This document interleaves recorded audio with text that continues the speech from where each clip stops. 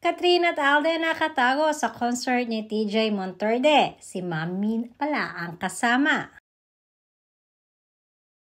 Trending na pinag-uusapan nga ngayon sa lahat ng social media platforms ang napaka-successful na katatapos lamang na concert ni TJ Monterde.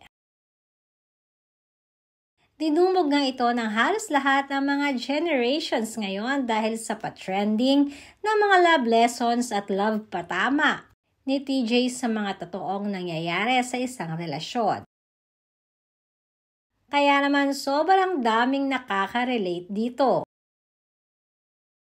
Madami ang nakarelate sa kanta na pinasikat niya at ng asawang si Casey Tandingan na ginamit din na soundtrack sa movie ni na Alden at Kathryn na Muli. Na ngayon ay itinuturing na pambansang theme song na sa Pilipinas. Maging si Miss Universe Catriona Gray ay halatang relate na relate din sa mga patama ni TJ at huling-huli pa ito sa camera na umiiyak sa isang part ng kanta. Nakapansin-pansin din ng ex niya na si Sam Milby na halos hindi naman nalalayo sa kanyang kinaupuan pero mukhang nagdededmahan silang dalawa. Pero ang pinaka-highlights ng concert ay ang pagpunta di umano ng Katden ng Patago.